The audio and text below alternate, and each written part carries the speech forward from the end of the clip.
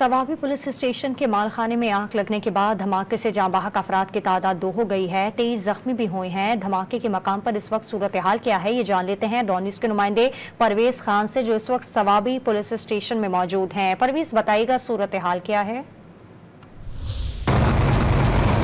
जी बिल्कुल, मैं मौजूद इस वक्त पुलिस स्टेशन सवाबी के सामने। यहाँ पर रात को ज़ोरदार धमाका हुआ था। धमाके के हवाले से बताया जा रहा है कि यहाँ पर जो मालखाना है, खोत है, जो दूसरी मंजिल पर वाक़या है, उसमें यहाँ पर आग भड़क उठी और आग भड़क उठने के बाद यहाँ पर ज़ोरदार धमाका हुआ।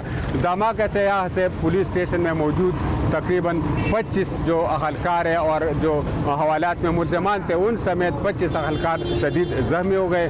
धमाके के हवाले से बताया जा रहा है कि वो कोई यहाँ पर दहशतगर्दी की इसमें कोई सबूत नहीं मिले, लेकिन जो शॉर्ट सर्किट से मालखाने में आग भड़क उठी और उनसे जो बारूदी मवाद थे वो फट गए, जिनसे ज़ोरदार धमाका हुआ।